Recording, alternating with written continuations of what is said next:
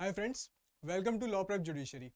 My name is Saurabh Yati और आज हम करंट लीगल डेवलपमेंट्स की सीरीज को कंटिन्यू करते हुए डिस्कस करेंगे भारतीय नागरिक सुरक्षा संहिता को। So as we all know, Bharatiya Nagarik Suraksha Sanhita को इंट्रोड्यूस किया गया है to replace basically the provisions of CrPC. तो हम इसका फ्रेमवर्क समझ लेते हैं सबसे पहले। So BNSS which is the short form of भारतीय नागरिक सुरक्षा संहिता, इसके अंदर हम प्रोवाइड करेंगे 533 सेक्शंस।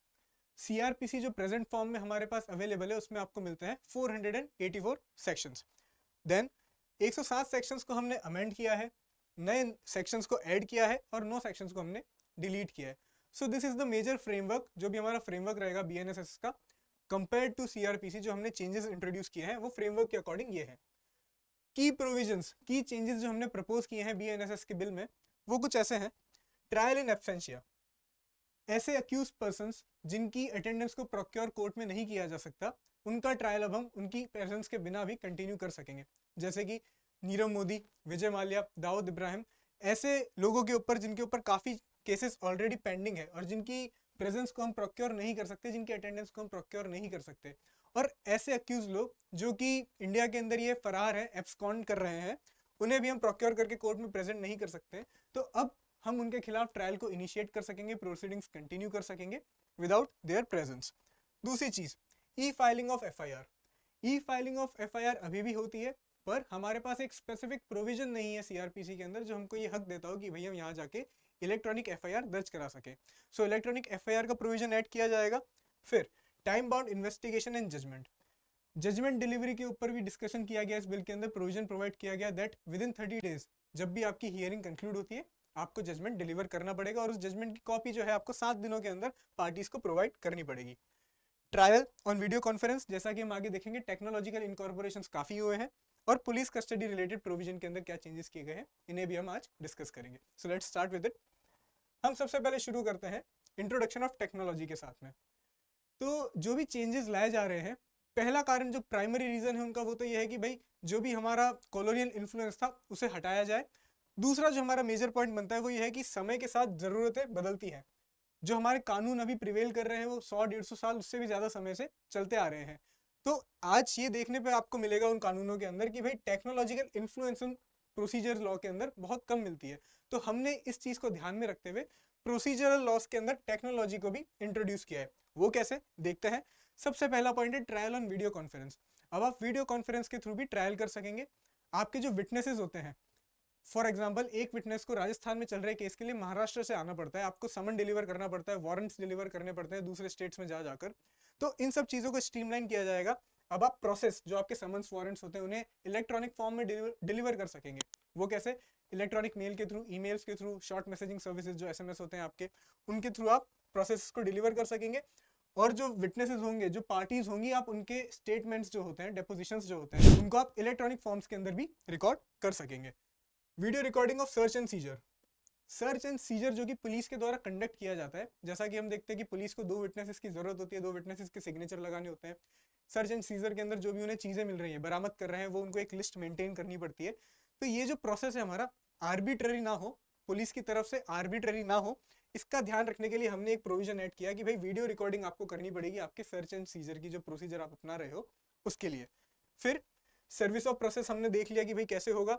इलेक्ट्रॉनिक एफआईआर, आप जब इलेक्ट्रॉनिक एफआईआर दर्ज कराते हैं, और आज प्रेजेंट फॉर्म में फिजिकल एफआईआर जो दर्ज कराई जाती है, तो उसके ऊपर इन्फॉर्मेंट के सिग्नेचर होना नेसेसरी होता है। ये क्या इंश्योर करता है? ये इंश्योर करता है कि पुलिस ने अपने पार्ट पर एक फॉल्स एफआईआर रजिस्टर करके केस की इन्वेस्टिगेशन शुरू नहीं की है। ये आर्बिट्रेरीनेस को कम करता है। ठीक है, तो इलेक्ट्रॉनिक एफआईआर के अंदर जब आप इलेक्ट्रॉनिक एफआईआर दर्ज कराएंगे तो विद इन 3 डेज आपको इलेक्ट्रॉनिक एफआईआर के ऊपर अपने सिग्नेचर प्रोवाइड करने होंगे। ये भी प्रोविजन हमने ऐड किया है। सो टेक्नोलॉजिकल एस्पेक्ट्स तो हमने डिस्कस किए। अब जाते हैं मेजर चेंजेस और क्या क्या इंट्रोड्यूस किए गए हैं। सबसे पहली बात, सैंक्शन ऑफ गवर्नमेंट। तो जब हम सेक्शन 196 पढ़ते हैं वहां पे हमें पता चलता है कि कुछ ऐसे ऑफेंसेस होते हैं जिनमें इन्वेस्टिगेशन शुरू करने से पहले हमें सरकार के सैंक्शन की जरूरत पड़ती है। सो सैंक्शन स्टेट गवर्नमेंट का भी हो सकता है और सेंट्रल गवर्नमेंट का भी हो सकता है। कौन से ऑफेंसेस? तो ऐसे ऑफेंसेस जो आपको 121 से लेके 130 आईपीसी के अंदर मिलते हैं। For example the offences against the state. ठीक है, ऐसे ऑफेंसेस के खिलाफ अगर आपको इन्वेस्टिगेशन शुरू करनी है तो आपको गवर्नमेंट का सैंक्शन लेना पड़ता है। और इन सैंक्शंस के लिए हमारे पास प्रीवियसली कोई गाइडलाइन प्रोवाइडेड नहीं थी कि भाई इतने टाइम के अंदर आपको ये सैंक्शंस देने होंगे। तो हमने क्या किया कि 120 दिनों की टाइमलाइन दे दी आपको। 120 दिनों की टाइमलाइन के अंदर 120 दिनों के अंदर आपको ये सैंक्शन देना होगा। अगर आप देंगे तो प्रोसीडिंग्स चलेंगी, अगर आप नहीं देंगे तो ये लैप्स कर जाएंगी। Magistrate may order any person to give samples of hand writing, fingerprints, retina scans etcetera. तो जब मजिस्ट्रेट को लगता है कि हमें किसी व्यक्ति की आइडेंटिटी को एस्टेब्लिश करना है, तो इसके अंदर मजिस्ट्रेट अब ये भी आदेश दे सकेगा कि भाई जो व्यक्ति है वो अपनी हैंड राइटिंग का सैंपल दे, अपने फिंगर इंप्रेशंस का सैंपल दे, रेटिना स्कैन जो होता है आई स्कैन, वो भी आप करवा सकते हैं। एफआईआर, तो हमने अपने सिस्टम को मोर विक्टिम सेंट्रिक बनाया है, जो भी आपके कंप्लेनेंट होते हैं उनके अराउंड सेंट्रिक बनाया है। इसका कारण क्या है कि जो आज का हमारा प्रोसीजर चलता है उसमें विक्टिम का ऑफेंस भुगतने के बाद भी, ऑफेंस हो जाने के बाद भी हैरेसमेंट चलता रहता है। डेट इज जब आप एफआईआर दर्ज कराते हैं उसके बाद में जो भी अपडेट्स आपको लेनी होती है उसके लिए आपको पुलिस स्टेशन के चक्कर काटने पड़ते हैं, प्रोसीडिंग्स जानने के लिए और स्टेट जानने के लिए कि भाई हमारा जो प्रोसीजर था वो कहाँ पहुंचा है। तो इस चीज को एड्रेस करते हुए नए बिल के अंदर ये बात कही गई है कि पुलिस विक्टिम को, कंप्लेनेंट को या इन्फॉर्मेंट को जिसने भी एफआईआर दर्ज करवाई है उसको पहले 90 दिनों के बाद, चार्जशीट फाइल हो जाने के बाद में हर 15 दिनों के अंदर अपडेट देगा कि आपकी प्रोसीडिंग्स का स्टेटस क्या है, किस स्टेज के ऊपर है और हमने क्या क्या इन्वेस्टिगेशन में स्टेप्स लिए हैं, ये बताया जाएगा विक्टिम को या फिर इन्फॉर्मेंट को या कंप्लेनेंट को।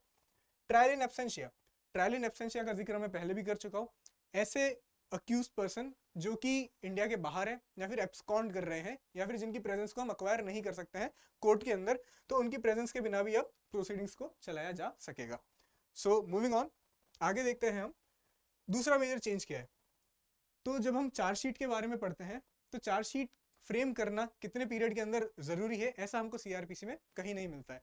जब आप सेक्शन 167 पढ़ेंगे तो वहां पर भी 90 डेज और 60 डेज का जो पीरियड है वो डिफॉल्ट बेल की बात करता है। वो चार्जशीट फाइल करने की कोई टाइमलाइन नहीं देता है, कोई डेडलाइन सेट नहीं करता है। नए बिल के अंदर हमने ये तय किया है कि चार्जशीट आपको विद इन 90 डेज फाइल करनी पड़ेगी और एक्सेप्शनल सर्कमस्टेंस में जो आपका कोर्ट होगा, जो मजिस्ट्रेट होंगे, वो इस पीरियड को एक्सटेंड करके 90 + 90 दैट इज 180 डे तक एक्सटेंड कर सकते हैं। दूसरी बात, जब आपने चार्जशीट फाइल की है तो चार्ज फ्रेमिंग होती है। चार्ज फ्रेमिंग मजिस्ट्रेट को विद इन 60 डेज करनी पड़ेगी चार्जशीट रिसीव होने के बाद में। चार्ज फ्रेमिंग के लिए अभी भी कोई हमारे पास डेडलाइन नहीं है, सो ये उसके ऊपर भी एक टाइम बाउंड डेडलाइन प्रोवाइड करता है। जजमेंट्स की हमने बात की थी कि आपको judgment within 30 days hearing complete होने के आपको डिलीवर करने होंगे और within 7 days judgment delivery के आपको कॉपीज जो है पार्टीज को प्रोवाइड करनी पड़ेगी। अगेन ऐसी कोई टाइमलाइन हमारे पास नहीं थी, हमने प्रोवाइड करी है। स्कोप ऑफ समरी ट्रायल को हमने एक्सटेंड किया है। अभी समरी ट्रायल्स एक्सटेंड करते हैं 2 साल तक के ऑफेंसेस से जिन्हें पनिश किया जा सकता है with imprisonment up to 2 years. तो इस बिल के अंदर हमने कोशिश की है कि स्कोप बढ़ाया जाए और 2 साल की जगह ऐसे ऑफेंसेस को कवर किया जाए जिनकी इम्प्रिजनमेंट होती है अप टू 3 ईयर्स। माना जाता है कि इससे सेशन कोर्ट के ऊपर जो बर्डन है वो काफी कम होगा। ऐसा कहा जाता है कि 30 से 40% जो सेशंस कोर्ट के ट्रायल्स होते हैं वो ऐसे ऑफेंसेस से डील करते हैं जिनका इम्प्रिजनमेंट टेन्योर होता है विद अप टू 3 ईयर्स। ठीक है, अब आगे चलते हैं। दूसरे मेजर चेंजेस क्या है? Zero FIR. हम सभी जानते हैं जीरो एफआईआर क्या होती है। ऐसी एफआईआर जो दर्ज कराई जाती है ऐसे पुलिस थाने में जिसका जुरिस्डिक्शन इन्वेस्टिगेशन के ऊपर नहीं होता है। फॉर एग्जांपल, एक विक्टिम है, विक्टिम के साथ एक ऑफेंस होता है और विक्टिम नहीं जानता कि मुझे किस पुलिस स्टेशन पे जाके अपनी कंप्लेंट को दर्ज कराना है, अपनी एफआईआर को रजिस्टर कराना है। और वो जिस पुलिस स्टेशन में जाता है उसके पास अगर जुरिस्डिक्शन नहीं होता उस मैटर को इन्वेस्टिगेट करने का, तो अब आपके पास अधिकार है कि आप उस पुलिस स्टेशन के अंदर भी अपनी एफआईआर दर्ज करवा सकते हैं। और उस पुलिस स्टेशन के जो भी ऑफिसर्स होंगे उनकी रिस्पॉन्सिबिलिटी होगी कि with in 15 days, with in a period of 15 days आपको उस एफआईआर को ऐसे पुलिस स्टेशन में ट्रांसफर करना होगा जिसके पास उस मैटर के ऊपर इन्वेस्टिगेट करने का जुरिस्डिक्शन होता है।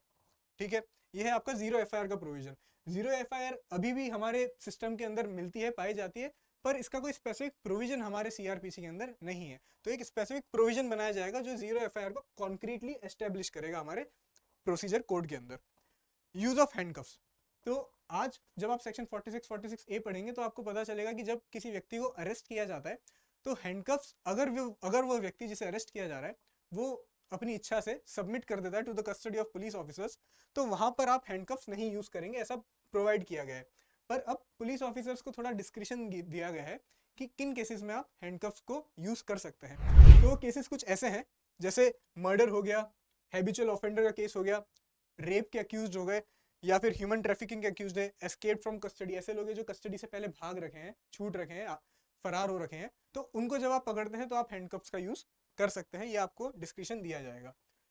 अब एक इंपॉर्टेंट प्रोविजन आता है, वो होता है सेक्शन 167 जो प्रेजेंट सीआरपीसी के अंदर आपको मिलता है। सेक्शन 167 बात करता है डिफॉल्ट बेल की, दैट इज उसमें बताया गया है कि अगर किसी व्यक्ति को, कोई व्यक्ति ऐसा ऑफेंस का अक्यूज्ड है which is punishable with imprisonment of 10 years और विथ लाइफ इम्प्रिजनमेंट और विथ डेथ, तो ऐसे ऑफेंसेस के अंदर अगर 90 दिनों के अंदर चार्जशीट फाइल नहीं की जाती है तो आपको डिफॉल्ट बेल का अधिकार मिल जाता है। वेरेज अगर 10 साल से कम की ऑफेंस है जिससे पनिशमेंट मिल सकती है तो वो 60 पीरियड का आपका टेन्योर हो जाता है। विद इन 60 डेज आपको चार्जशीट फाइल करनी पड़ेगी, अगर आपने नहीं फाइल की है तो आपको डिफॉल्ट बेल का हक मिल जाता है। यहाँ पे इस इंपॉर्टेंट पॉइंट के बाद में एक और इंपॉर्टेंट पॉइंट होता है, वो होता है आपका पुलिस कस्टडी का। तो पुलिस कस्टडी के बारे में जब आप सेक्शन 167 पढ़ेंगे तो आपको पता चलेगा कि पुलिस कस्टडी का मैक्सिमम पीरियड होता है 15 डेज। 15 डेज की आप पुलिस कस्टडी दे सकते हैं। और ये 15 डेज की पुलिस कस्टडी कब दी जा सकती है, तो इनिशियल 15 डेज के अंदर ही आप ये मैक्सिमम 15 डेज की पुलिस कस्टडी दे सकते हैं। अगर उसके बाद में पुलिस मजिस्ट्रेट के पास जाती है पुलिस कस्टडी सीक करने, तो मजिस्ट्रेट उस कस्टडी को डिनाई कर देगा और इनिशियल 15 डेज का ही पुलिस के पास पावर होती है कि वो कस्टडी सीक कर सके। मजिस्ट्रेट का डिस्क्रिप्शन होता है ऑल दो, पर police with in initial 15 days he seek कर सकती है, 90 डेज के इनिशियल 15 डेज या फिर 60 डेज के इनिशियल 15 डेज। अब हमने चेंज क्या किया है, तो इन्वेस्टिगेशन को थोड़ा कन्वीनियंट बनाने के लिए जो हमारे पहली कैटेगरी के ऑफेंस है, जो सीरियस ऑफेंसेस है which is punishable with death, life imprisonment और विद इंप्रिजनमेंट ऑफ 10 years और मोर, तो उन केसेस के अंदर हमने कहा है कि भाई विद इन फर्स्ट 60 डेज आप पुलिस कस्टडी सीक कर सकते हैं। पुलिस कस्टडी मैक्सिमम पीरियड अभी भी 15 दिन ही है, पहले भी 15 दिन था, पर अब ये आपको एडवाइस दिया गया है, ये आपको पावर दी गई है कि विद इन 60 डेज, पहले 60 डेज के अंदर आप पुलिस कस्टडी सीक कर सकते हैं, जो कि पहले इनिशियल 15 डेज ही हुआ करते थे। जो सेकंड कैटेगरी के ऑफेंसेस हैं which are punishable with imprisonment of less than 10 years, उनके अंदर हमने कहा है कि आप within 40 days, within initial 40 days आप पुलिस कस्टडी सीक कर सकते हैं, जो कि मैक्सिमम होगी 15 दिन की। सो this is the new provision. आगे चलते हैं। सो सेक्शन 41 है नाउ इन सेक्शन 35। सो ये प्रोविजंस इतना इंपॉर्टेंट नहीं होते सिंस ये अभी फाइनल लेजिस्लेशन नहीं है। काम की बात यह है कि जब कोई पुलिस ऑफिसर किसी व्यक्ति को अरेस्ट करना चाहेगा who is accused of committing an offence which is punishable with imprisonment of 3 years या उससे कम, तो उस केस के अंदर आपको अब डेप्यूटी एसपी, जो आपके डीएसपी होते हैं, डेप्यूटी सुपरिटेंडेंट ऑफ पुलिस, या फिर एक हायर रैंकिंग ऑफिशियल, उनसे भी उनकी परमिशन सीक करनी पड़ेगी। विदाउट इस परमिशन आप अरेस्ट नहीं कर सकेंगे। और दूसरा, जब आप किसी ऐसे व्यक्ति को अरेस्ट करने जा रहे हैं who is above the age of 60 years, जो बुजुर्ग हैं, तो उनकी अरेस्ट के लिए भी आपको परमिशन सीक करनी पड़ेगी डीएसपी की या फिर उनके हायर रैंकिंग ऑफिशियल की। सेकंड इंपॉर्टेंट पॉइंट होता है कि अगर आपको कॉग्निजेबल ऑफेंस के बारे में इंफॉर्मेशन मिलती है, ऐसा कॉग्निजेबल ऑफेंस जिसकी पनिशमेंट 3 से 7 साल तक रेंज करती है, तो आपको अरेस्ट करने से पहले व्यक्ति को आपको एक प्रीलिमिनरी इंक्वायरी कंडक्ट करनी पड़ेगी। पुलिस एक प्रीलिमिनरी इंक्वायरी कंडक्ट करेगी।